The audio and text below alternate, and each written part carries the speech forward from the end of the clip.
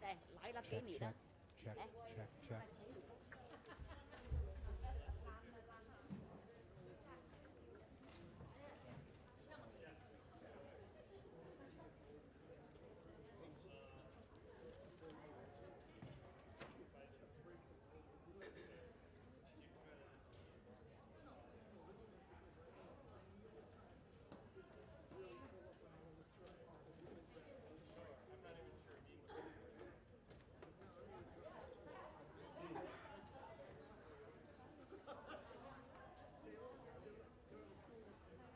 不是，是草莓。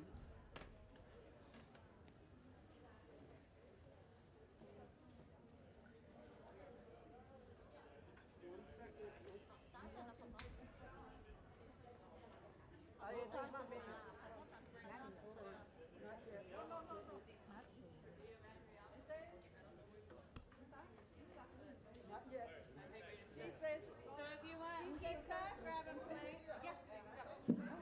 Check. Pepperoni, veggie, cheese. They're coming. They're in rows. Cheese. 你好大力啦，大力啦。 Check 1 2. No. Check 喂，兩係你好大 1 啦。 2. Check.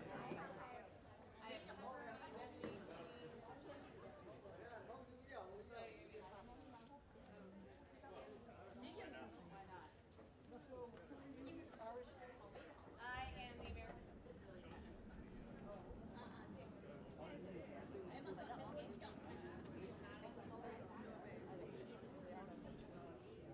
Mà không nghiêm mật à?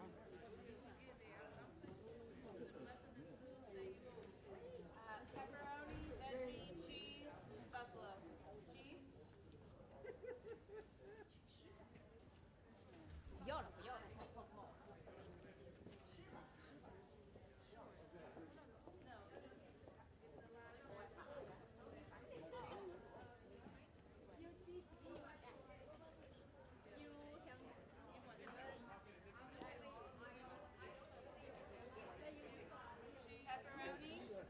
veggie, cheese, and then buffalo. One cheese. Veggie.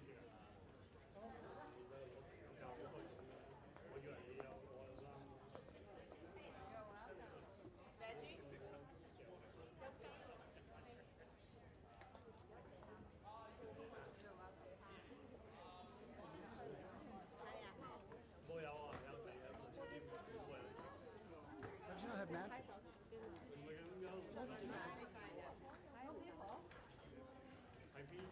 Napkins are on there. Oh, okay. Go ahead.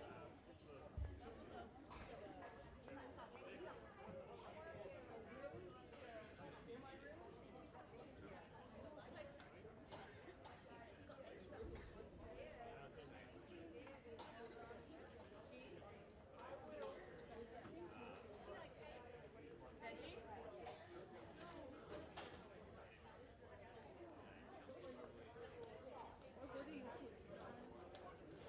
No napkin à?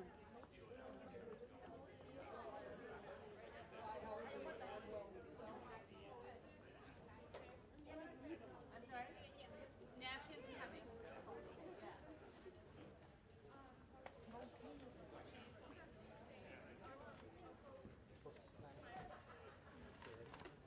Lời cái là nó ghép gì lời cái là cái chỉ cái lời cái là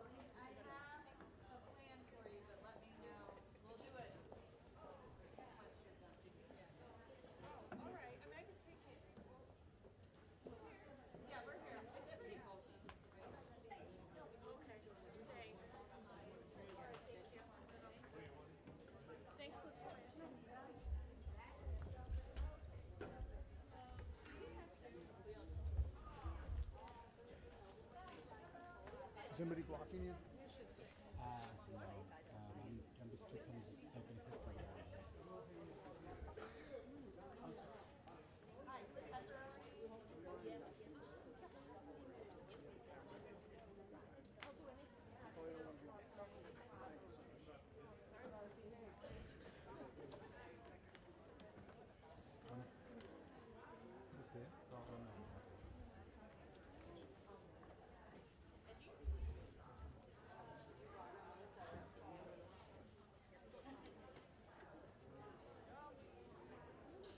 Veggie?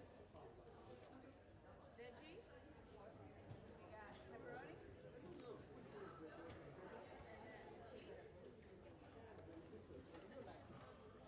I like cheese. You want cheese? Hi. Can I ask if this event is being live streamed or recorded? Okay. Are the ASL interpreters going to be included in the video? I'm an ASL interpreter, so I want to know if I'm going to be filmed. Okay. No, I'm going to be standing next to the podium. Interpreting. Yeah, I mean, you'll be on camera. Okay. All right. We will focus. Just asking. It's good to have access for any deaf people who want to watch it on YouTube. So. Hi, gentlemen. Okay, yeah, my cousin is all in the temple, and they stay down. My cousin Hania, she does some public relations stuff. They're all involved in this. We all should know some more.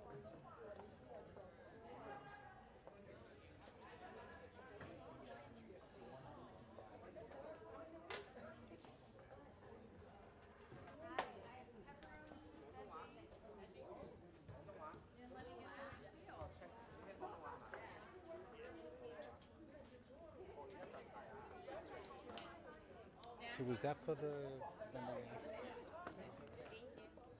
We're at the museum, yes. Oh, that's right.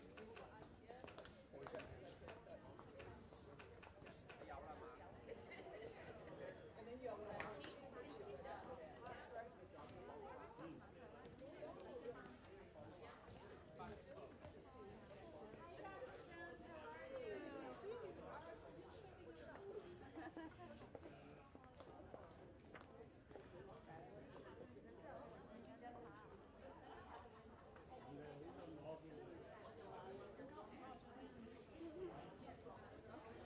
Do you want the veggie?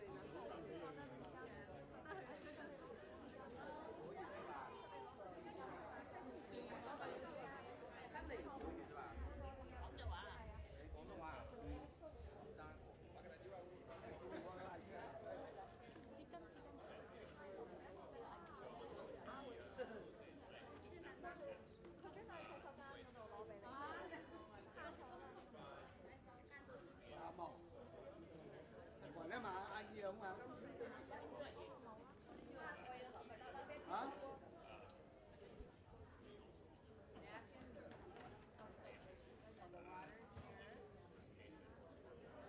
Pepperoni?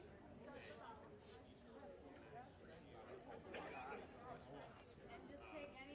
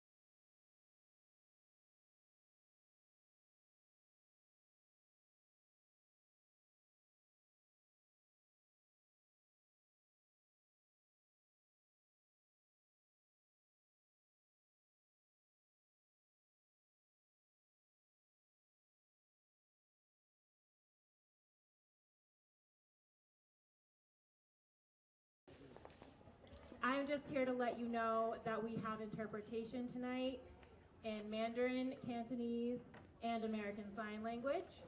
If you need interpretation into Mandarin or Cantonese, please raise your hand or come and talk to me and we can set you up with some equipment. 大家好，欢迎来到我们今天晚上的报告发表会。我是移民事务办事处的林怡。那想要跟大家讲，我们今天晚上会有普通话跟广东话的翻译。如果你没有那个翻译仪器的話，請來找我，或者是舉手，我們可以把那個儀器給你們。大家好，歡迎嚟到我哋今晚嘅呢個報告發表會。咁想話俾大家知嘅就係我哋今晚會有廣東話同普通話嘅翻譯。如果你冇呢個翻譯儀器嘅話，請過嚟揾我或者舉手，我哋嘅同事會將呢個翻譯儀器俾你。Our Mandarin and Cantonese interpreters will be live interpreting, so you may hear them speaking softly. They are interpreting, they're not having side conversations. If you are speaking at the podium or in the audience, please speak loudly, clearly, and slowly so our interpreters can catch up. And if our interpreters cannot hear you, you will see them go like this, which is your cue to speak louder. And if you No, that's to slow down. Sorry. Slow down. And if they need you to speak louder, you'll hear them go like this, or you'll see them go like this. Thank you.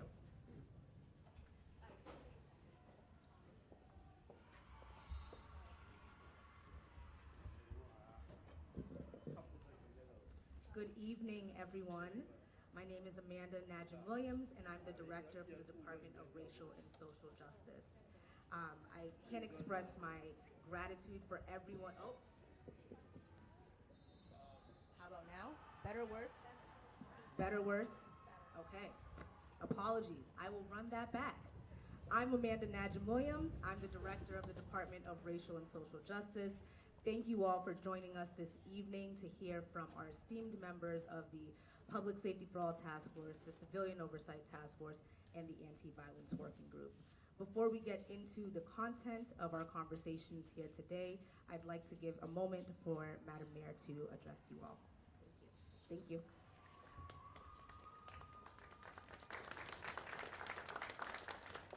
Thank you, Amanda. Good evening, everyone. It's wonderful to see you all. Thank you so much for being here. I especially want to say thank you, my heartfelt thank you, to our Public Safety for All Task Force members. Your dedication, your time, your willingness to engage in this process have made tonight really possible. So truly thank you for your time. It took a lot of work and it took a lot of courage from participants, but as leaders helping to ensure that those most affected by the policies we implement have a seat at the table, and they are helping us to develop those policies. So again, I'm so proud and thankful and grateful to be with you here all tonight.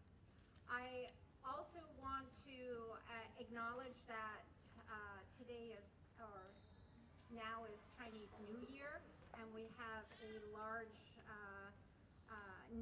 group of neighbors here that are with us tonight. So if you bear with me, I just want to say Xin Ne Shao La. So that is Happy New Year's in Chinese. And I also want to acknowledge that some of our counselors are here today. Counselor Strezzo, Wilson, Pineda Neufeld, and Ba. Thank you. I also would like to give a big shout out to our Department on Racial and Social Justice, especially our Director, Najim-Williams, Amanda, who is here, for the year-long support that you've given us with the Public Safety for All Task Force and for bringing us here together tonight. Public safety for all is the goal. It's the goal of my administration, and that to be able to do that effectively, the community itself has always got to be our guiding force. Those most impacted by public safety decisions should be helping us shape them. That's why from the start, my goal has been to ensure that the decision about public safety in Somerville are informed by people who live and work here. Tonight's report is a culmination of more than 3 years of community-based work that began with the Public Safety for All survey in 2022, led to the creation of the task force in 23. We brought together community members, city employees, elected officials, experts in public safety to design solutions rooted in realities and the needs of our city. Supported by RSJ, each task force member, your neighbors, friends, and public servants, engaged in extensive training, met with regional and national experts, and worked diligently to develop thoughtful recommendations. Their findings on violence prevention, civilian oversight, and public safety systems represent a major step forward in shaping public safety model that reflects our community values and priorities. They offer real, actionable solutions to create a safer, stronger, and more equitable Somerville. So what's next?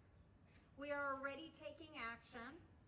We've hired our new police chief, Chief Benford, who has the management skills to lead an urban, diverse city and who shares in our community values. The Somerville Police Department has already begun implementing recommendations from the staffing and operational analysis, and our Health and Human Services Department have expanded their outreach efforts with community outreach workers.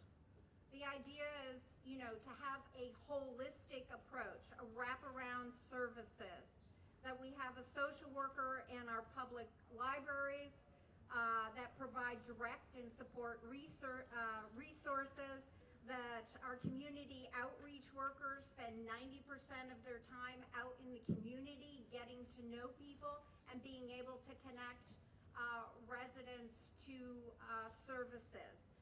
So I'm excited to share that we are taking another key step forward.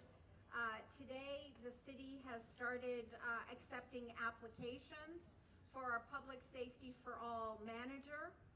In this role, we will be taking the lead on implementing these public safety recommendations across city departments, from our fire and police officers to our health workers and more. The Public Safety for All program manager will bring together our service providers to help develop this new public safety infrastructure. Collaboration has been key to this process. Many city departments and personnel have played a crucial role in supporting this work, including RSJ, our Office of Immigrant Affairs, Somerstat, the Office of Strategic Planning and Community Development, our legal department, Somerville Police Department, and many others. So I especially want to thank our city staff for their contribution. Their guidance and expertise helped to ensure that the task force had the tools they needed to make informed recommendations. This is just the beginning. We are not simply presenting findings. We are inviting you to take part in the next steps. We need your voices, your ideas, your engagement to move this work forward in a way that reflects the needs of our community. So tonight, I hope you'll all dig into the details. Let us have conversations that will shape the future of public safety in Somerville. And I truly thank you for being a part of the process, and thank you for your commitment to making Somerville a safer and more just city. Thank you.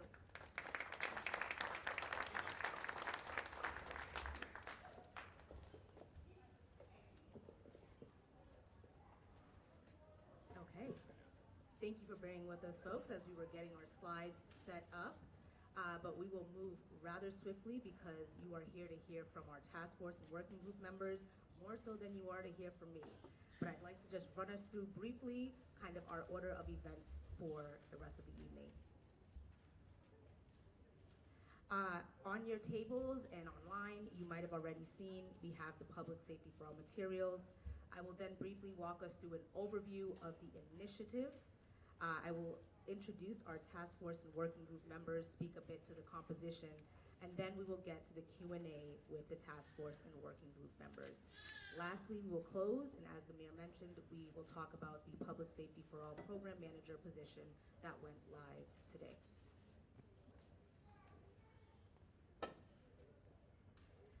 On this slide, as I mentioned, if you haven't already accessed it, feel free to scan the QR code to the Public Safety for All page. This page houses all of the full reports, the executive summaries, infographics, newly released footage of our task force and working group members who might not be on the panel this afternoon, but wanted to share their insights, and other resources as we continue to advance with the initiative. Again, these resources are on tables, but feel free to also scan and follow along.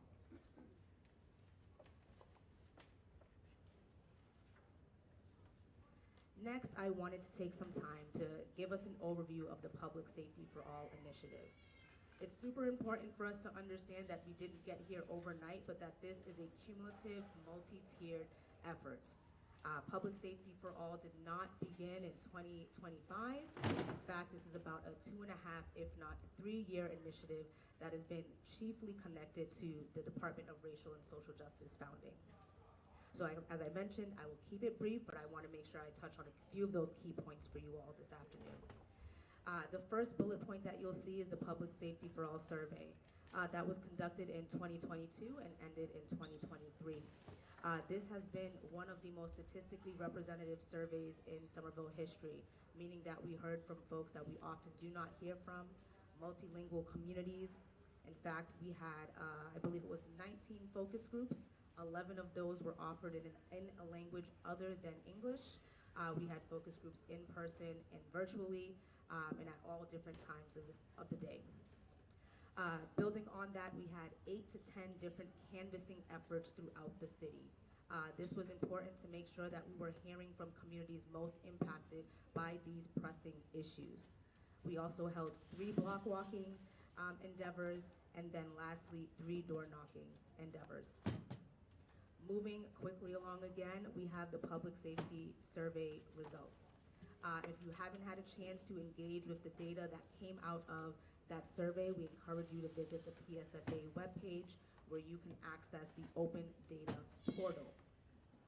Moving right along, as Madam Mayor mentioned earlier, part of the Public Safety for All initiative was the SPD Staffing and Operations Analysis Report. Again, this was a key part to the Public Safety for All initiative. Building on that, we understand that we have to build capacity for folks to engage prior to the founding of the task forces. With that being said, RSJ chaired up 2 informational opportunities. The first was the Public Safety for All informational series that housed about it was a 5-part series that had representatives from Health and Human Services, the Somerville Police Department, Somerville Fire Department. We had some local neighbors who participated in this, but the groundwork was, what does public safety look like currently in Somerville?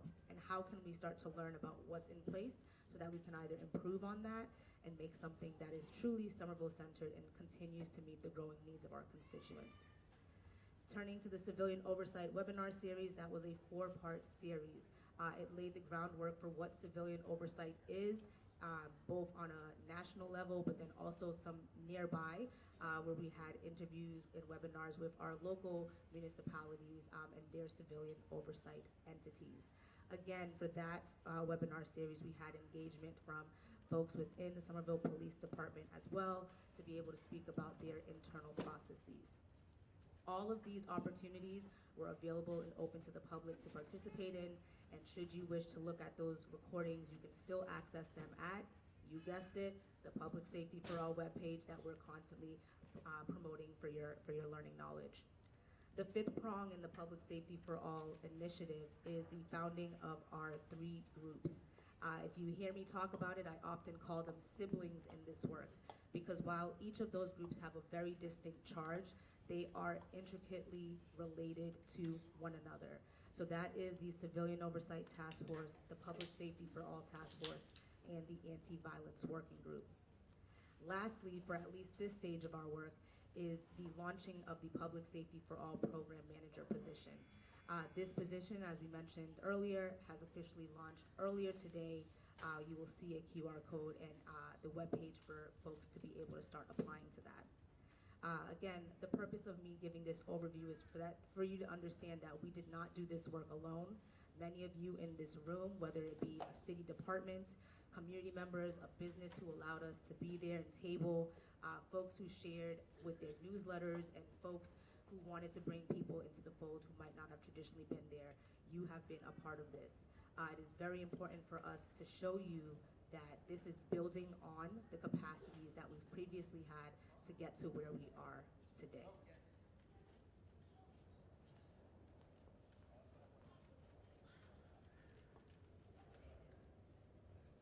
Now I'd like to speak a little bit more closely to our task force members and our working groups. I want to start by saying thank you.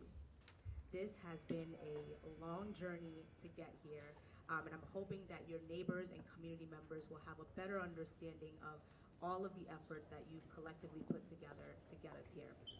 So I won't speak to the composition of each of the groups individually, but what I will tell you is across all 3 of these groups, we had representation from our constituents who applied to represent different wards, different demographic backgrounds.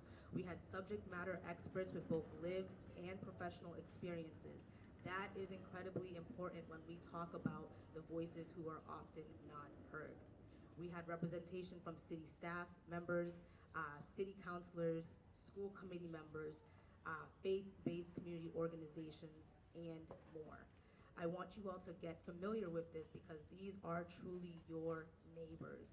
They have put their heart and soul into these recommendations and have really worked hard to get here. So again, you'll get to see their composition when we call each of their groups up, but wanted to give you the oversight of kind of what that looks like. Secondly, I'd like to speak to the role of the Department of Racial and Social Justice versus that of the members of the task forces and the working groups. RSJ in this process was really the master curator in organizing meetings, connecting folks to resources, whether that had been data, whether that was reaching out to folks at a local level or a national level and other municipalities. It was coordinating public events similarly to this. We held 3 listening sessions with the Civilian Oversight Task Force, which built upon, as we mentioned, the survey results from the Public Safety for All survey, and then the Public Safety for All Task Force also held a community workshop in April of 2024. RSJ, as I mentioned in this process, really coordinated those meetings, coordinated the spaces, and made sure that the folks were staying attached to their charge and moving along. The working group and the task force members, they are chiefly responsible for the meat of these reports. They wrote these reports, they've talked about it, they've really found what consensus looks like to put forth recommendations that are representative of this community. It is not a one-size-fits-all approach. Speaking specifically to the trainings and activities, I know you'll probably hear some of this from the task force and working group members themselves, but I do want to take a moment to highlight that because when you've been doing this work for 20 plus months, which is exactly how long folks have been commissioned with us, things can get lost in the fray. So in addition to trainings around ADA or community engagement or plain language, members of our task forces and working groups also participated in ride-alongs and the simulator training activities with the Somerville Police Department.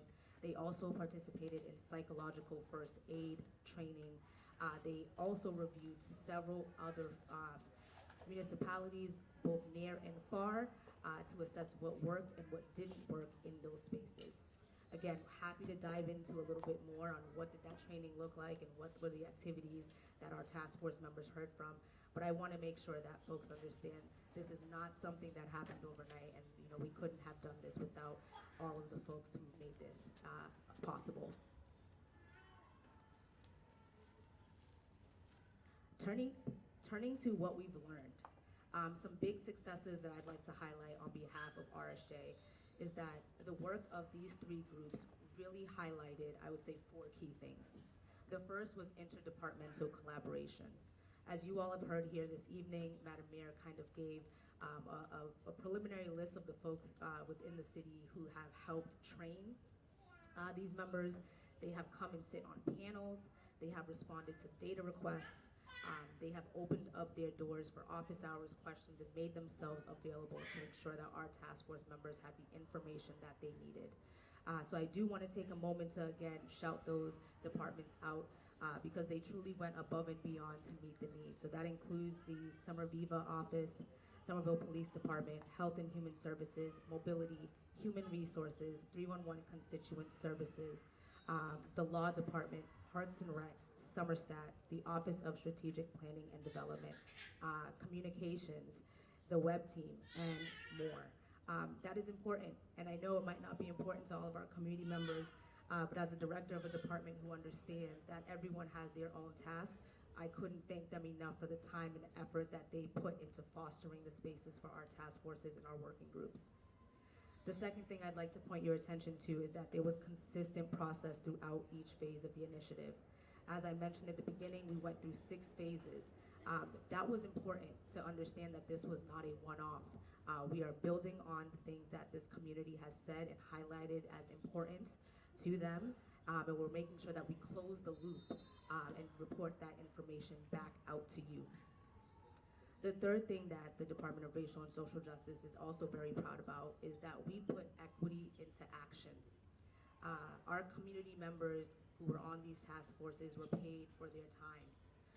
That is important when we talk about equity and bridging the gap and making sure that folks are compensated for their professional and lived experiences. Lastly, I would say a big win for us was inclusive government. This is a government or on a local level, we want to make sure that we are engaging our community in a meaningful way. So our task force members got to see some of that background work and planning and coordinating across departments. They got to understand the process of, you might have a really big idea and kind of walking it back to figure out what does it take to make this happen. Some lessons learned. I really believe that it's important to be able to speak publicly about some areas that we can grow in. So the first is, and I think our task force members will chuckle, when we embarked on this journey, we envisioned this would have been 6 to 8 months. 20 plus months later, we're still here. And I don't say that without recognizing that, life happens to folks, and our task force members stuck with us as we worked that process. We adapted to the times, we recognized that things happened, and sometimes that prolonged the process. But I'm happy to say that you got an even better product as a result of it. The last thing I will say about some of the lessons learned is that we understand there's a changing landscape, whether that is the federal administration, whether that is on a local level. Throughout this process, we've had folks kind of be able to be tapped in for more periods and then have to step away. But there's constantly a changing landscape. So when you review the recommendations and these reports, account for that. These reports were written at a moment in time, at a place in time, and have not accounted for all of the things that are continuously changing. But that is a piece that we do want to acknowledge at the forefront. In addition to the changing landscape, as I mentioned, there are a number of other considerations. And for the folks who did submit questions in advance, we thank you for that. We've incorporated that into the program this evening. But you will hear from the task force members about some of the considerations, whether that was union considerations.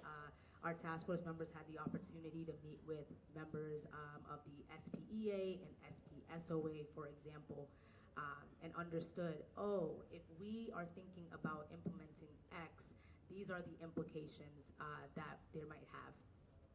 So again, as we think about that, happy to talk more about those successes and areas that we've learned about as we endeavor for our future opportunities.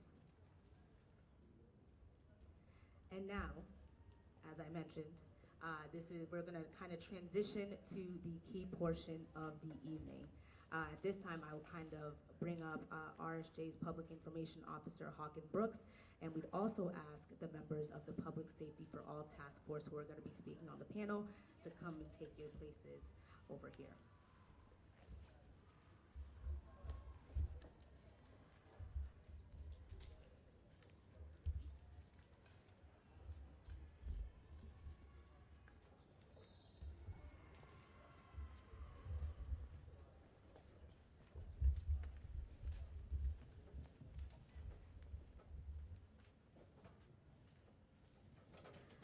Before I officially pass the baton to Hawken, you'll see on the slide that the Public Safety for All Task Force was tasked with focusing on two key areas. They focused on drafting recommendations that will inform the adoption of an alternative co-response and/or an unarmed response model to address calls for service and identified public safety needs in Somerville. Secondly, they looked at drafting recommendations that will help and improve Somerville's public safety infrastructure at large. And with that, I will pass it to Hawken. Thanks, Amanda. Can everyone hear me okay? Yeah. Good evening. Thank you for being here. My name is Hawken Brooks. I am the Public Information Officer with the Department of Racial and Social Justice. Importantly, I'm also a Somerville resident, and in that sense, I'm really honored to be here and really honored to see the turnout for what I, both professionally and personally, think is a significant initiative. I don't want to take up time because it's not about me, so with that being said, I'm going to pass it down the line. Folks, could you just tell us, introduce yourself, and just tell us briefly what brought you here, what brought you to the Public Safety for All Task Force. Good evening, everyone. My name is Taylor Perkins, and I am the Associate Director of the Joseph E. Corcoran Center for Real Estate and Urban Action at Boston College, and I'm also a Somerville resident. I live down on the street. Really, my why sort of boils down to the fact that I'm the father of a young daughter, a 2.5-year-old, and I think Somerville's a wonderful place, but I also want to continue to work to have it be a place where she someday chooses to raise her family. Hello, everyone. I'm Ben Stroll. I am the Executive Director of a research center at the University of Pennsylvania, although I'm a nearly 15-year Somerville resident. And we started our research center there with the big question of how can we make the public safety system something that is driven by the community, that starts with the community's priorities and needs, rather than something that is done to the community.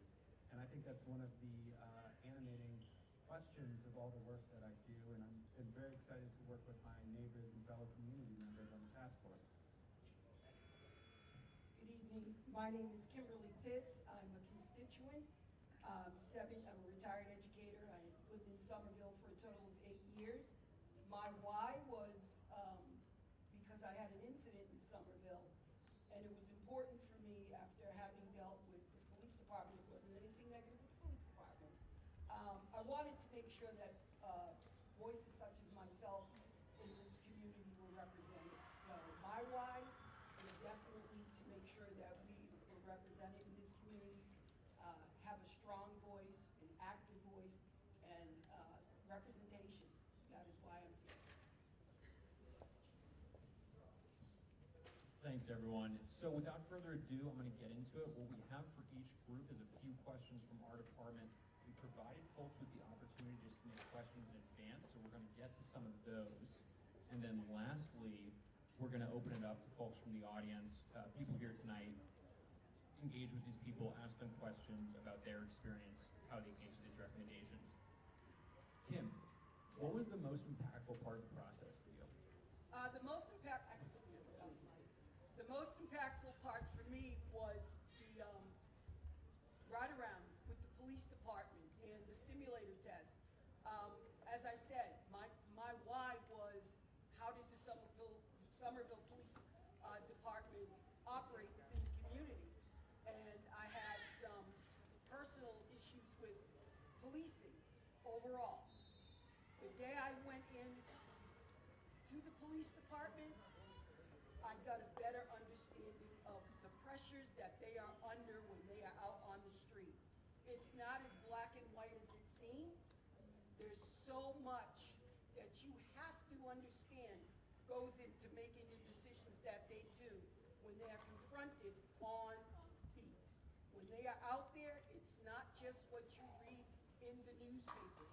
It's not just a 20-second snippet or a 2-minute snippet. There's a lot that goes in. And when I had to do the stimulator and I had to protect myself and then make sure I was safe and that the individual that I was dealing with was safe, changed my perspective 360. I have a better understanding of what goes into policing a community. Thanks, Kim. Taylor, how about you? What was impactful here? Well, thank you, Kim, for sharing that. And I'm going to give a two-part answer. The first part is a little bit more sort of thinking internally, and we really had a great group. And I want to just say it was impactful to see how many people come together to care about this process. You know, I think the most impactful thing for me, though, is when we look at what's happening across our nation, what's been happening over the last few years related to policing and perceptions around policing. It's easy to sort of get lost in thinking about divides. Everything that we looked at, be it qualitative data, be it sitting and talking to rank and file police officers, sitting in this cafeteria and talking to community members, to me, showed that we have much more interest convergence. We have much more in common thinking about public safety than we do in terms of differences, and there's a tremendous amount of opportunity to make progress in this community. Thank you. I think from the RSJ perspective, a big part of this work was ensuring that the people that sat on these groups had the opportunity and the resources and the know-how and the experience to put forward recommendations that were very tailored to this community. They heard from people in other communities, locally, regionally, and nationally. Ben, in what way are these recommendations tailored to fitting Somerville, the Somerville community, and working here? Yeah, so I think this is something our task force really thought about, is how we can make this customized to where we are. We're all residents. We wanted something that worked for us. There's a lot of abstract notions of, oh, I heard about on NPR this program in Eugene, Oregon. And it's like, okay, well, that's all the way across the country. So does that work here? And the answer isn't necessarily no, but we need to do the hard work to figure out what works within our context of laws, regulations, and the setup of our government to make something that makes people's lives better in a concrete manner, not something that just sounds good or sounds like something else that you heard about that sounds good. So I think we really tried to do that specific work with a wide range of community members, wide range of stakeholders to think, what are your specific needs and how can we address them better? Taylor, what about you? What do you think is tailored here?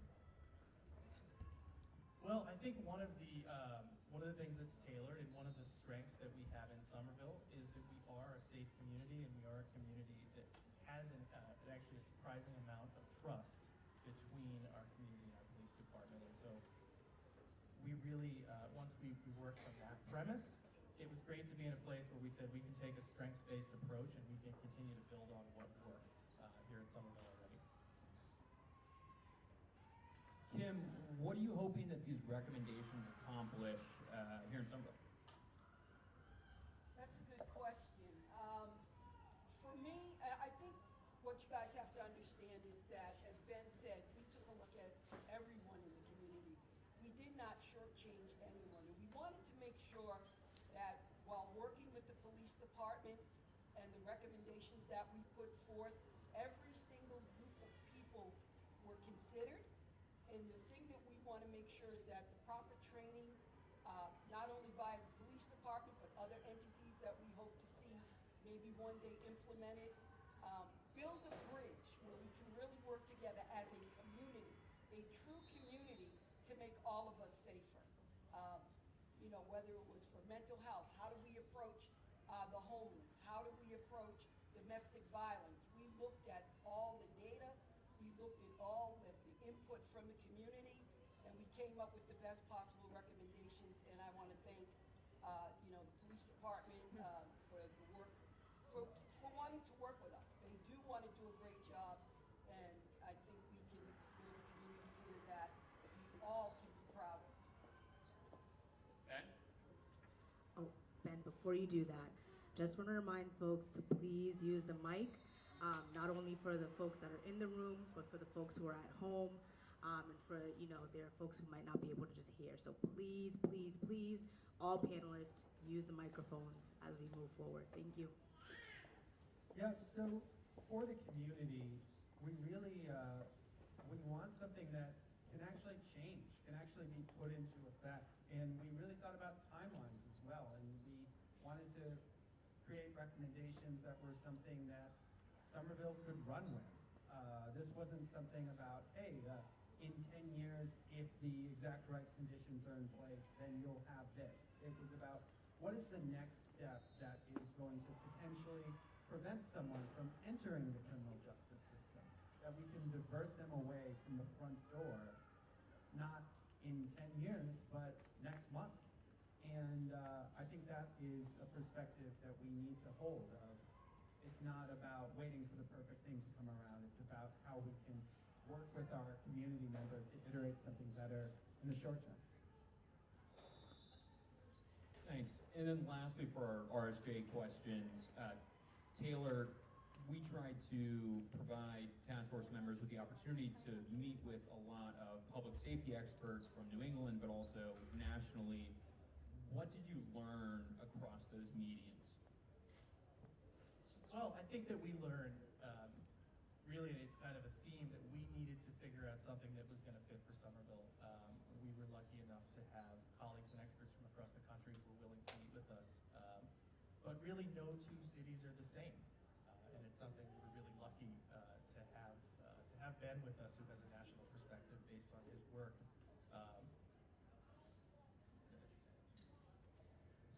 Thanks. This next question is one that we received multiple times in advance of this meeting. We put out a job forum where folks were able to submit questions. I said this earlier, my personal and professional perceptions aligning. I would be remiss if we didn't ask the question, and I think everyone from the Department of Racial and Social Justice was on the same page. A lot of people are going to see these recommendations and be curious about the Public Safety for All Task Force recommending a co-response model. A lot of people in this community might be asking, why not alternative response? For folks who haven't heard that term, that is an emergency response structure that could place responders outside of the police department. Ben, walk us through a little bit of the task force thinking on that. What were the considerations? Did you consider alternative response? What brought you to co-response, et cetera? Yeah, I mean, there is a spectrum of different types of ways that you could think about how civilians could improve the public safety system. And so it ranges from alternative response to co-response to embedding civilians in police departments in different ways. And when you look at some of the alternative response models in this country, I've had the privilege of working with some, talking with some, talked with the Whiteberg Clinic, which runs the well-regarded Cahoots van in Eugene, Oregon. And they say, you can't just drop a van into a community.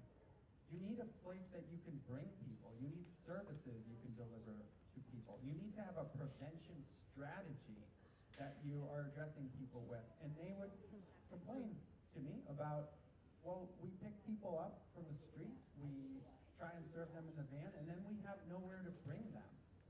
So as a government, we can't just think about these piecemeal solutions. We need to think about the whole picture of how people are being served in the community and how they are being connected to services that might prevent them from having to interact with the criminal justice system in a way that is going to harm their lives going forward.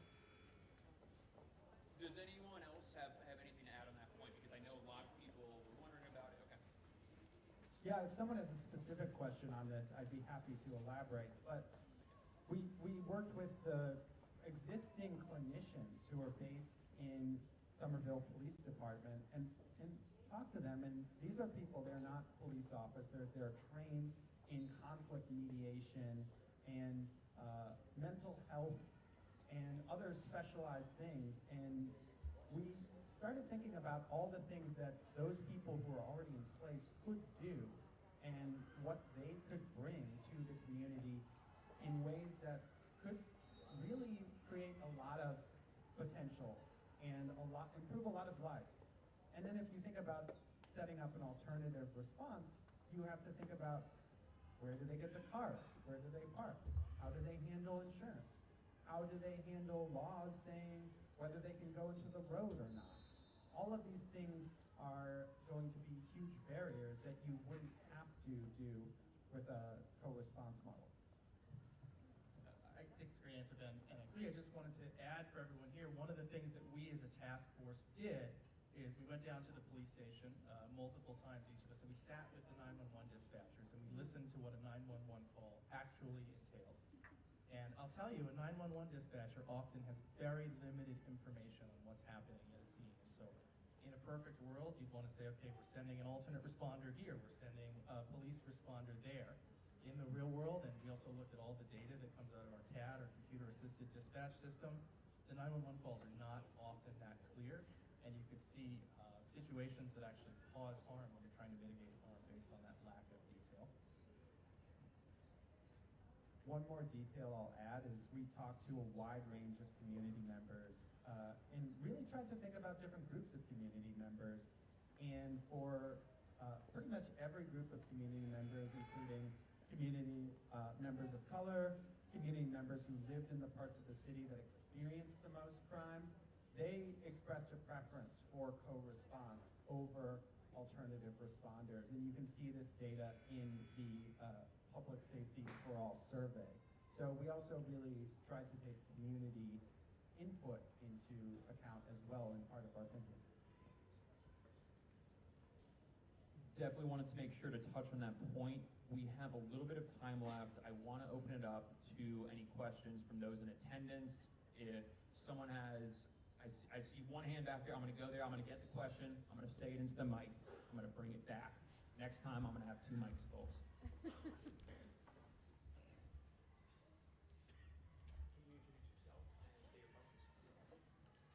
My name is Blanca Luke. I live outside Davis Square, and I'm a mental health advocate for my day job. I was also an RSA ambassador for a while. I hear a couple of things in this response, and this is an area that is of extreme interest to me. Alternative responses is something I talk about all the time. One, it sounds to me like you're proposing this almost like it's incremental. In other words, it was easier because we had certain pieces of infrastructure in the police department already. Does this decision to go with co-response, which is something that was being done 10 years ago, a step in a different direction, or are you taking alternative response off the table indefinitely? Thanks, Monica. One thing I'll add before turning this back over to our task force members is that these are recommendations, and when I say that, I mean just that. They're not putting anything off the table. They are recommending what's in the reports, just to be clear on their role, as the task force members and your neighbors. But in terms of what else Monica asked, any thoughts, folks? Yeah, so I've really had the privilege of working with a lot of different types of programs across the country, and we talk about some of the considerations for an alternative response program in our recommendations in the appendix. And I think those considerations are really important to consider or address before we think about what kind of alternative response models might be effective. How we can work with specialists and a specialist response system in a good way. If you are relying on specialists, and this is an experience Boston has had even with its co-response model, it can be difficult because you want to get your specialist to an incident. Well, you have limited specialists, so okay, now you're going to have to wait 4 hours for those specialists to get to the incident. At that point, you're no longer effectively intervening with someone. So you say, well, we're going to hire more specialists. Well, it's hard to find them. And it's also hard to schedule them out. Okay, well, if we have more of them, there's going to be large periods of time where the specialists aren't doing anything, and some periods of time when they're going to be in high demand. So all of these things are big challenges, and I think one of the interesting ideas about the co-response model I've seen people say is, oh, well, we see some of the harm that the criminal justice system creates. And so something that is further from the criminal justice system, like an alternate responder, could be better because it's further from the harm that the criminal justice system creates.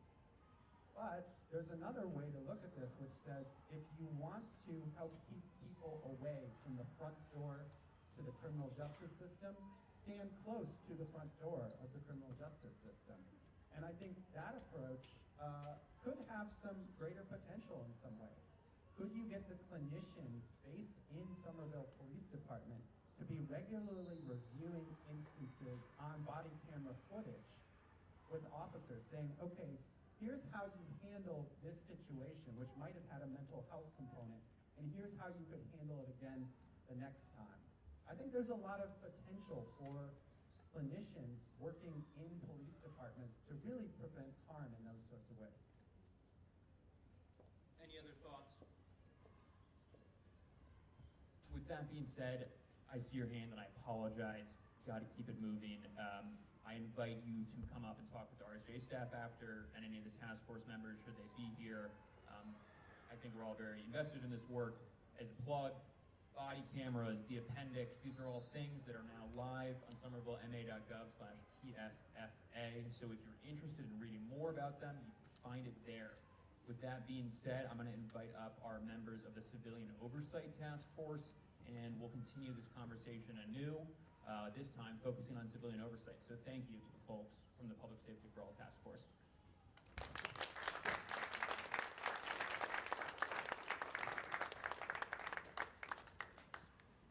As our Civilian Oversight Task Force members make their way to the front, a nice refresher is that the Civilian Oversight Task Force was tasked with producing recommendations that could outline establishing the city's first ever civilian oversight entity. That's including its powers, duties, composition, and more. So you'll hear from two of our panelists today. You'll be able to hear from more of their task force members online with the recording. And we do have 2 mics, so again, time permitting, we will have RSJ staff will be able to assist at the end and come to you, but we'll keep track of the time. With that being said, I will pass it back to Hawken. All right, thank you. You have heard from me and you've seen the format here, so I'm going to pass it down the line for our civilian oversight members to just give us a brief introduction and tell us all about what brought them to this work. Hello, my name is Peter Paluzzi. I've been a Somerville resident for almost 12 years now.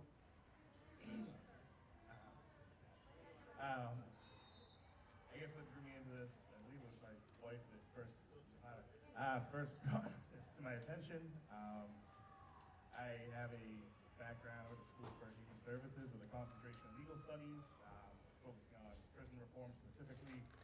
I previously, before my current job, worked at ROCA, which is a nonprofit organization based in Boston, Chelsea, Springfield, Holyoke, that focuses on high-risk young adults and adolescent intervention, behavioral prevention. And I really just saw this as an opportunity to kind of use the knowledge I've gained through different working experiences and through school, and to kind of give back to my own community and use that to try to change some things here. Thanks. Hi, everybody. I'm Maria Beeman. I'm a long-time Somerville resident. And my day work, I'm a lawyer by training, and I do research projects around the country to improve the criminal justice system, and an emphasis on public defender system improvement. And I just really wanted to do something to improve the criminal justice system in my own community. So that's what attracted me to the role. Thank you. Good evening, everybody. My name is Ernest St. Louis. I'm an assistant professor in the School of Criminology and Criminal Justice at Northeastern University. And what brought me to this work is that, my personal experiences with police, both good and bad, as well as my research, which focuses on informing policies that informs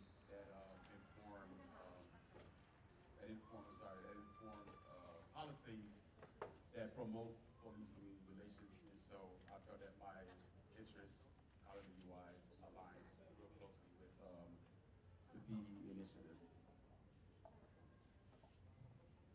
Thank you, everyone. So let's get into it. Peter, what was the most impactful part of this process for you? For me, one of the most impactful parts of the process was the many trainings that we received and a lot of the information we got in regards to the history of community oversight. It's been around, or at least thought of, a lot longer than I had imagined. It's only started popping up in my circles the last 5 to 7 years, but I spent 20, 25 years, 30 years as an idea. From my own perspective, I was in the community engagement subcommittee, so we kind of went out there early and we put together listening sessions with the community where questions were posed about what they were specifically looking for in the community oversight board and what they wanted to see ultimately when we decided to put together the recommendations.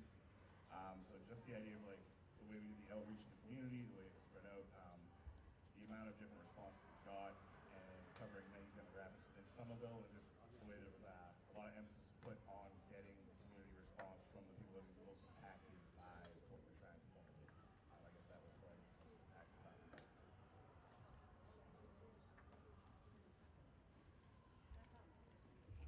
Ernest, in what ways do you think these recommendations are tailored to fit and work in Somerville? Sure. So we listened to the community real closely, and we heard the concerns and their needs, right? With two being that concerns regarding accessibility with the current disciplinary process or review process, and also some discomfort with this excess in the process, right? And so by listening to the community, and I'm listening now. By listening to the community, we decided to offer various routes to file complaints, right? So in person, online, and we also have recommended targeted initiatives looking at marginalized communities that are more impacted than others. So I just want to add one thing to that, which was that when we started this process, we did not know that the Post Commission existed, and we learned that midway through. And then we also learned that there's alternatives to police engagement, involvement, oversight, including the Post Peace Officer Standards Training Commission. Everybody's hands are up, but I'm talking really loudly, I promise. There's also the Middlesex District Attorney, and there's the Somerville Police Department itself. These are all mechanisms to file individual complaints. And we wanted to go beyond that, not duplicate that, not replicate any of that, fill in gaps where there might have been some on individual complaints, but also provide an avenue to meet with, to look at patterns and practices and to look at kind of broader issues of the community engagement and mistrust that may exist between the community and the police. So that was kind of one of the things that we tailored to our recommendations for this oversight entity. Peter, in terms of the recommendations that your group put forward, what do you hope they accomplish long term? Yeah, I hope that the recommendations obviously aid in the creation of a civilian oversight committee. I want them to help create something that the city and its residents and the community can be proud of, and confident in their ability to effectively and equitably carry out the responsibilities that we recommended in terms of the types of oversight, the types of not services per se, but like what they're providing to the community, especially transparency and the information availability. People are going to have able to see the process and to feel that it is, again, transparent and something that they can kind of follow through with, and not just something to have a time to for it in response a few months later and you don't know why, what, when, where, how. Yeah, and then again, just that we can implement a lot of the ideas from the community itself into the creation of the civilian oversight board. Maria, I want to call out a few of the organizations or groups that we set up meetings for, including nationally the National Association for Civilian Oversight of Law Enforcement, known as NACOL, and then the Civilian Oversight Task Force also had the opportunity to meet with representatives from Boston and Cambridge. What stood out to you about those meetings? What did you learn that sort of informed the recommendations recommendations that your group made? Yeah, so I mean, in my day-to-day work, comparative experience is super important. It's always very helpful to do comparative work into other jurisdictions and other models that you can learn about. So that it was very helpful. We learned about alternative models that may and may not work in Somerville. One thing we heard about was mediation in Chicago, and we all thought, wow, okay, we haven't seen that in Boston or in Cambridge, which were neighboring communities that we did look at that have oversight entities.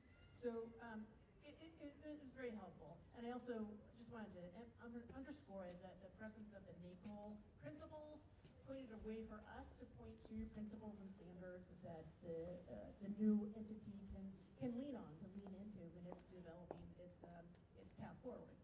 What are some of those principles? There's 13 principles. Okay, all right. Independence, transparency, data. There's a whole bunch, and they are in the report. So I encourage you to look them up. That's on the moderator. Bad question. Ernest, moving on.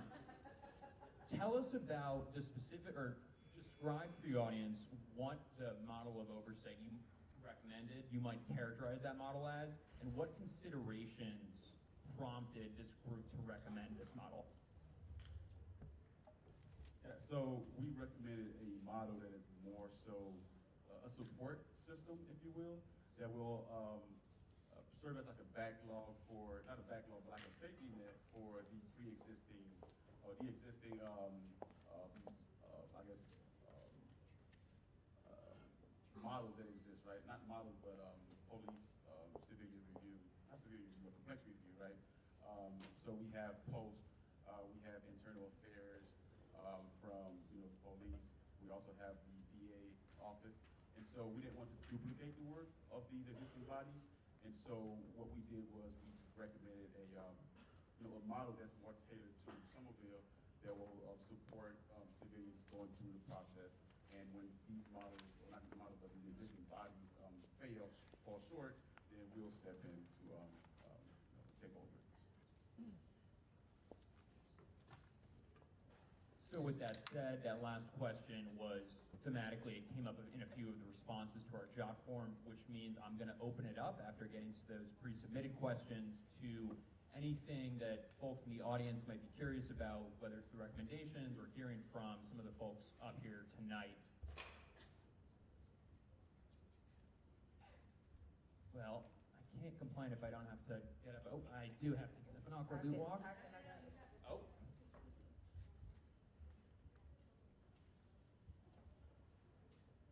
Hi, just a quick question. So I'm just curious how this collection of folks is going to protect the anonymity of complainants.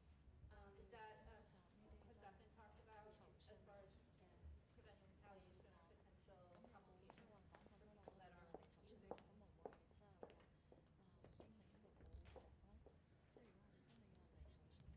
So, I mean, I just want to be clear that what we sent out are recommendations for this new creature, whatever gets created. And we underscored that confidentiality is going to always be paramount and most important. We don't outline exactly the technique that they're going to take to preserve confidentiality, but it's one of the principles, again, of NACOL that I refer to. And so that's going to be up to them to make sure that those processes are in place. But for instance, when we recommended that the new entity stay abreast of all complaints that are ongoing about SPD, whether it's with post or SPD internal or something else alternative. So the commission itself will know what complaints are ongoing, but it won't spread them around in the public. Nothing will be individually identified, any individual that's in the midst of a particular investigation or procedure. So I hope that will become clear as the organization gets formed, but it'll be a paramount concern. Yeah, I was just going to say that we recommend that information is anonymized, although for transparency reasons we will release like summaries, or the board will release summaries of complaints and their outcomes, but all information will be anonymized, right? And the aim of doing this, the aim for that is to be transparent and promote accountability. We'll Latoya, we got one more question back there, it looks like.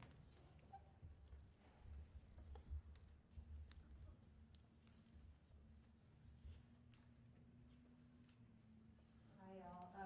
First of all, thank you so much for such a thoughtful report. My name is Dana. I live in Ball Square. I'm curious if y'all gave any thought to how recommendations made by the Civilian Oversight Task Force would actually result in like real tangible consequences. For myself, for example, I worry about police union restrictions. Like how those things would actually like become tangible consequences if there is a recommendation that the Oversight Committee comes up with.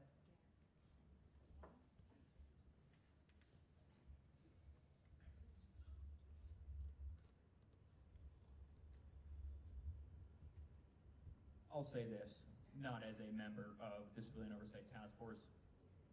We gave the RSJ put time between the police department unions and the Civilian Oversight Task Force to talk about union considerations. It's something that is detailed slightly in the report. That is thinking back earlier in our presentation, lesson learned.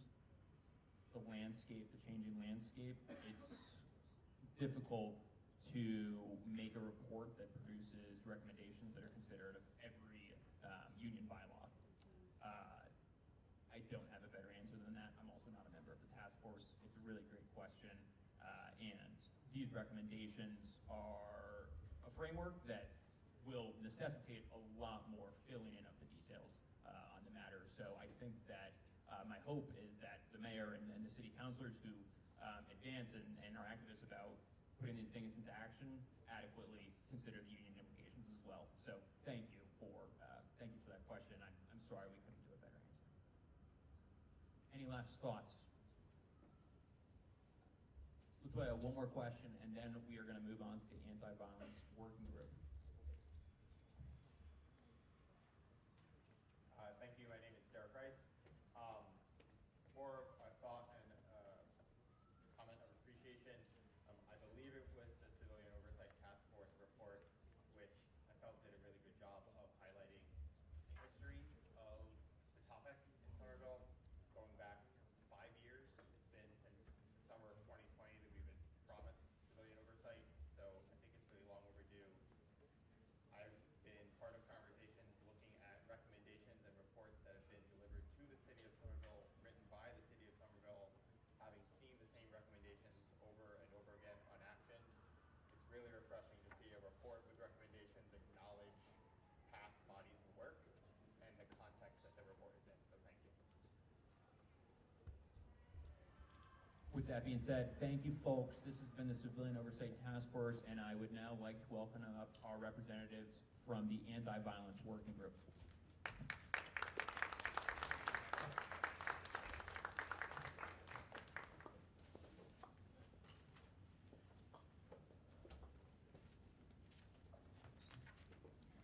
As our anti-violence working group members make their way to the front, a refresher.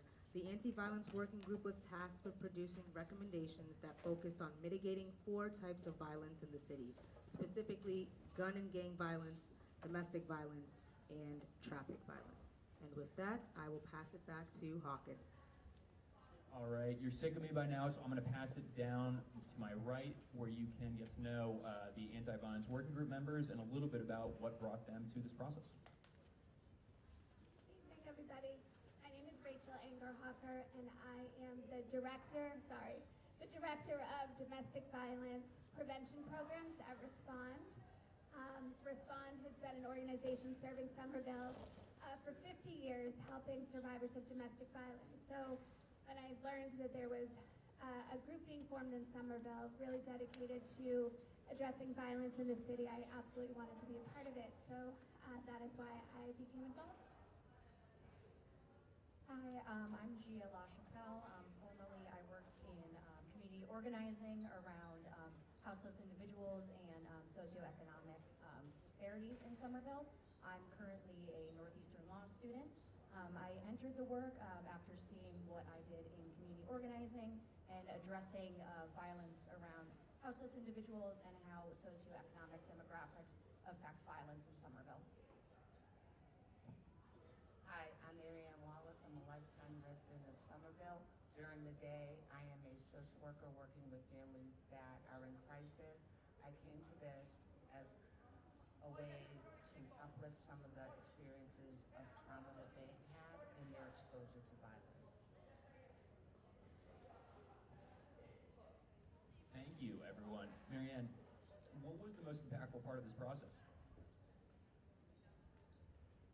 I think for me, one of the most impactful part of the process was the data of the reoccurring exposure to violent situations that our residents experience, especially in Ward 4 and Ward 1. They have the highest rate of repeat exposure. Rachel, how about for you? So I would say for me, one of the most impactful part was really working as a team and really seeing the way the community comes together, first to share information, to share data, to better understand where people are most impacted by these various different topics that we were addressing, and then seeing people come together and really share ideas, an exchange of ideas, to come with some consensus and to prioritize different goals, really with the input of folks from the community in mind throughout that process. As we've talked about, a big emphasis for all these groups was finding solutions that work here and work now. Yet, what about the way that these are tailored might be a good sign for Somerville? Yeah, reiterating from the past panels, I think it's important to stress that these came from conversations with the community, surveys from the community, as well as panels, and I think it really honed into specifically what families in Somerville need. I'm emphasizing families because one of my biggest takeaways is I think I'm one of the youngest panelists here, or youngest members of the group. Started the work when I was 21. I heard so much from families and parents who know the community best, and I think their input around things like a communication network when there's violence and they're worried about their kids coming home from school, things like that are so tailored to the community and show that folks really want to work together. Rachel, what do you think? So I think one of the things that really fits tailoring it really to Somerville is one of the things that really struck me is that Somerville's really well positioned for this work. There's already a lot of places where this work is being done and highlighted throughout the city, where these additional sort of recommendations and ways that folks from different places that this is already happening in various pockets throughout the city can come together and work together and sort of join forces to work on these goals, and that really became highlighted through this process. Marianne, what do you hope that these recommendations accomplish here? I would hope that people would look at them and realize we did a lot of conversations, really tried to be thoughtful, and really tried to look at what needed a next step. And a lot of the work we did, we felt like it would be an ongoing basis of continuing to build on the work and the recommendations we made. Gia, how about you? Kind of similar to what Marianne said, I think beyond just what the recommendations say on paper, I hope that the campaign and the personal details involved in this project empower Somerville community members to come together, that they do have something to offer, each and every one of them, to this experience of shaping a safer Somerville. And I hope people take away from that thought, oh my God, I can come to these community meetings, I can speak out on it, I can join these panels or answer the door when knocked upon to try and make the community safer, because everyone we talked to did have great ideas that, were taken into account. As with each of our groups, we try to set up as many opportunities for discussion and learning between these, or working group members, I should say, and experts from close and far. This group worked very closely with the nationally recognized Urban Peace Institute, but it also convened quite a bit with representatives that are internal to the city of Somerville or service providers that are active here in Somerville but work outside of the city. Rachel, what stood out to you about those opportunities, both thinking about the Urban Peace Institute and national organizations, but also the people that are doing the work here now? So from my perspective, obviously my particular main priority is domestic violence. And I think through talking through all of these different groups and these panels, there's really an opportunity to see both, it's sort of a two-pronged situation. One, and this is true for domestic violence, but also all forms of violence, is that we want to work at those things from a place of prevention, so that we're really working to understand how to prevent these incidents from occurring in our communities.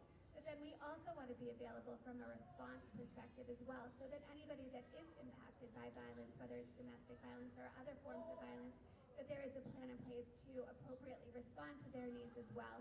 And I think by bringing these different opportunities to hear from other people that are doing this work on a larger national scale, as well as all of our local leaders and stakeholders that were a part of the different panels, there's really a lot of opportunity for communicating, collaborating, bringing these issues to the forefront.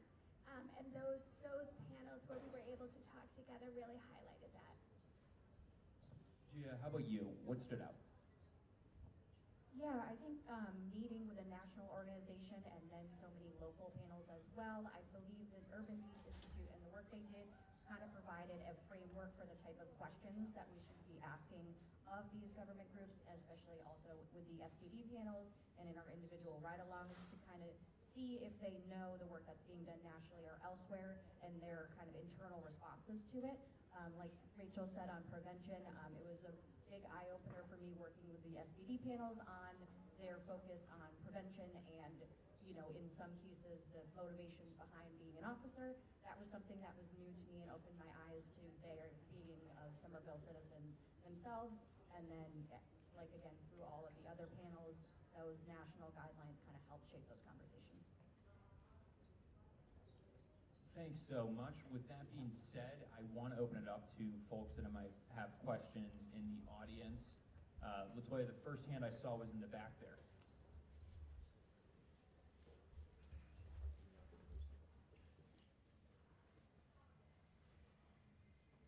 Hey everybody, can you hear me out there? Feel free.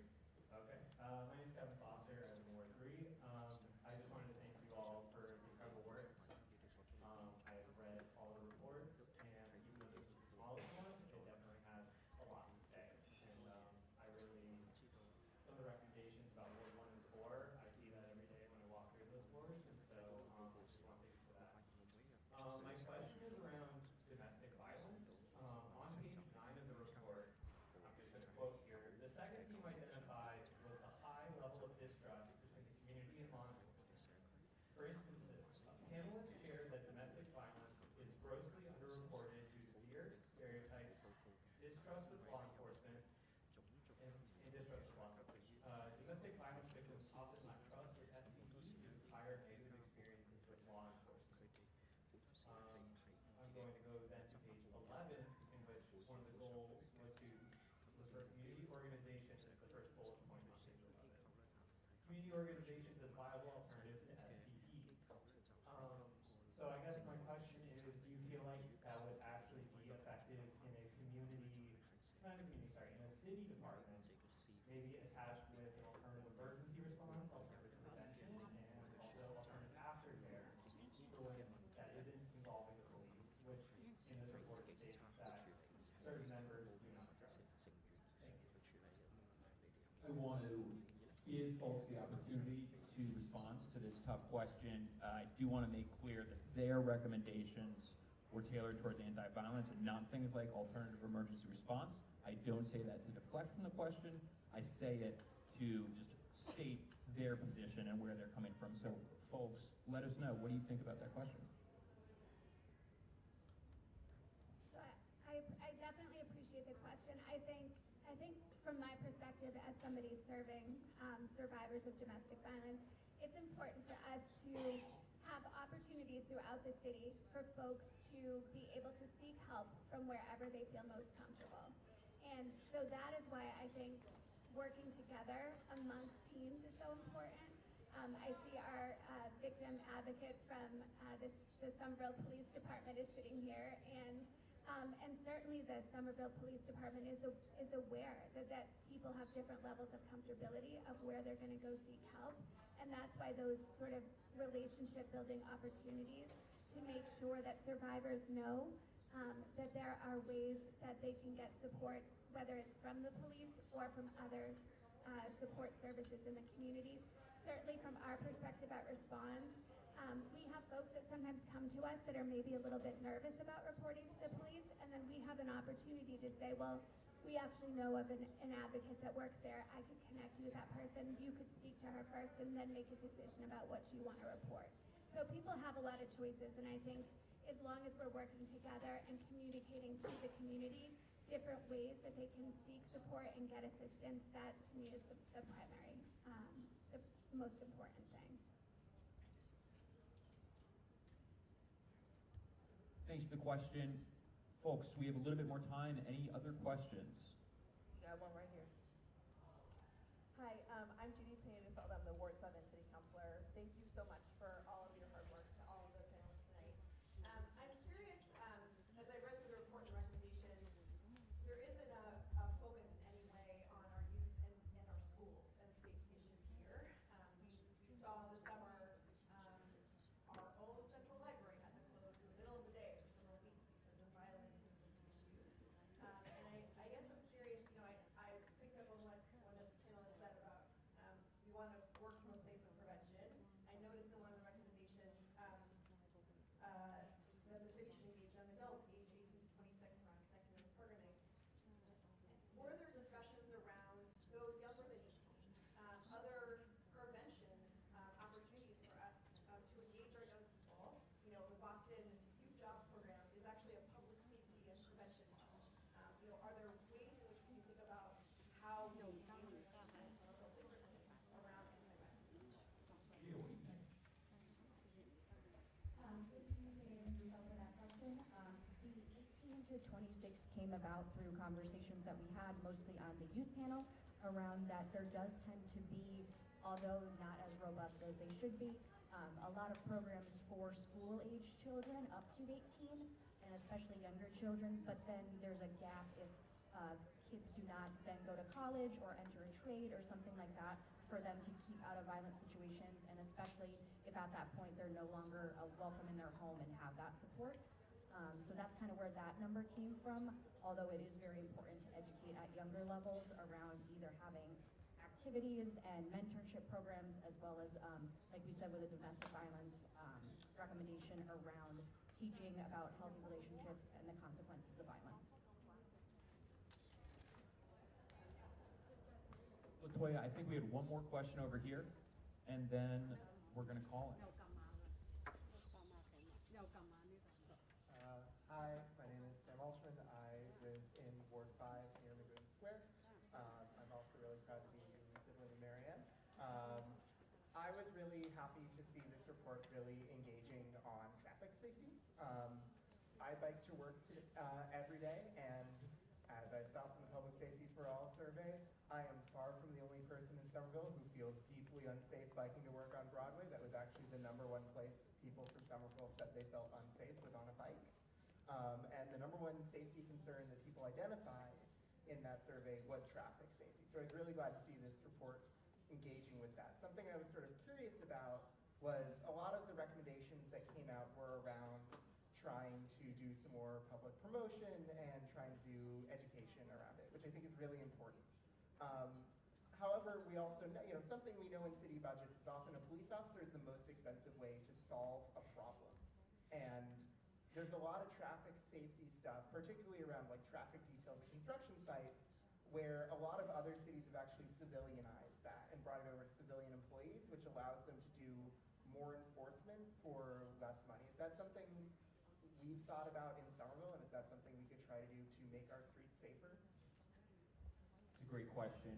I'm going to answer it. I think it's a little bit outside of the scope of the anti-violence working group. Two thoughts. One, shout out to bike community, yes. Also, folks, the Somerville Open Data Portal is a great resource where our Public Safety for All survey results are now live, and you can engage with them, and you will find that overwhelmingly almost every single place in this city, people ranked traffic safety as a top priority. You'll notice, engaging with these reports, specifically the Public Safety for All report, that group did make a recommendation that Somerville Police Department could explore using civilians in the department for certain situations. I think something like a traffic detail could certainly be a situation like that. There was other things like a property crime, things of that nature. So the Public Safety for All group did take a look at, not quite directed to your question, but related to your question, civilianizing parts of SPD or some of the details, some of the things that SPD currently does. And so if folks are curious about the Public Safety for All Task Force perception on that and recommendations on that, you can find those now online in their report. And with that being said, I think we're going to call it. I think we're going to get back to Amanda, who's going to close us out. Thank you so much to this group and my other panelists tonight, both for being here and being a part of this whole process. As I think we made clear, it took a long time, it took a lot of energy, it took a lot of effort, so shout out to them. And thank you to everyone else in attendance tonight for your energy and your effort to be here and engage with this.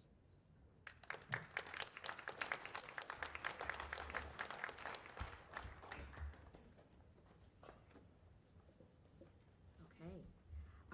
As our anti-violence working group members are making their ways back to their seats, thank you, Steve.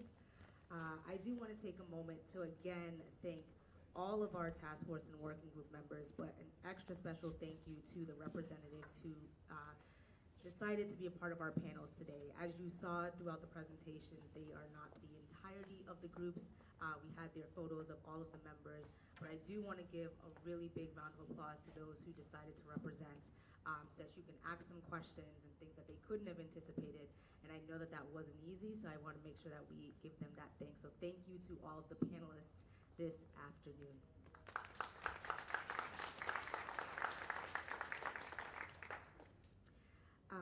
Moving right along, as we mentioned at the beginning, this is not the end of the conversation in any way, shape, or form. The city is committed to truly seeing what public safety for all looks like in action. You being here tonight is continuing to move that along.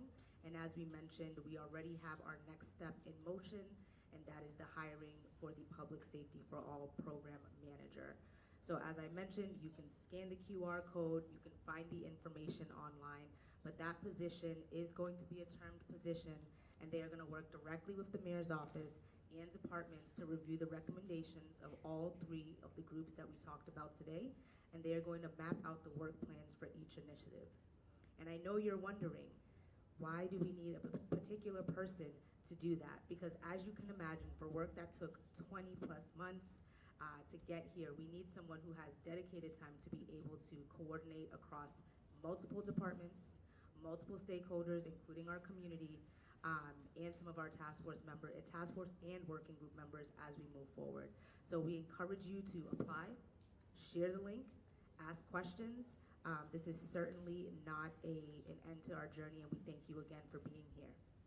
If you have any further questions, do not hesitate to reach out to myself, our PIO officer. I don't even know, oh, there he is. Also want to give a shout out to him for moderating tonight. His humor is always appreciated in that, and to the entire RSJ team for all that we did to get here. Many of us have seen, we were out there canvassing, door knocking, and to see the work of these three groups come kind of to a close. I say kind of because we know it's never fully done, is a really big win. So thank you all to that. And again, if you have questions, do not hesitate to reach out. Have a good evening and safe travels.